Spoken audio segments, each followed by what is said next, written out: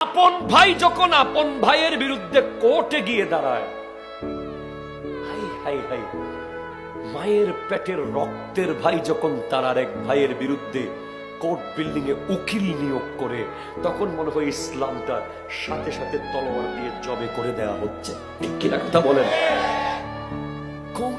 কোন দুনিয়াতে আমরা এসে গেছি?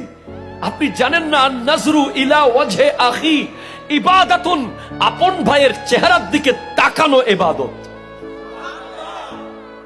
আপনি আপনার ভাইকে বের করে দিয়েছেন বউয়ের কথায়, ভাইয়ের সাথে সম্পর্ক ছিন্ন করেছেন, কত বছর এক টেবিলে খান নাই, কত দিন একসাথে বসে গল্প করেন নাই। আপনি তো জানেন না, আপনার ভাই যদি আপনার থেকে খায়, ওইদিকে নূরের মিম্বরে বাঁশ লাগানো হবে। আল্লাহ নূরের মিম্বর বানাতে যা যা লাগে, এদিকে আপনার ভাই খাচ্ছে আপনার থেকে, ওদিকে মিম্বর তৈরি হচ্ছে। আপনার মা খাচ্ছে, মিম্বর তৈরি হচ্ছে। আপনার বোন খাচ্ছে, মিম্বর তৈরি হচ্ছে। আল্লাহ বলছেন হাদিসে কুদসি, ওয়াজাবাত মুহাব্বতি লিল মুতাহাব্বিনা ফিয়া ওয়াল মুতাজালিসিনা ফিয়া ওয়াল মুতাজাবিরিনা ফিয়া ওয়াল মুতাবাজিলিনা ফিয়া।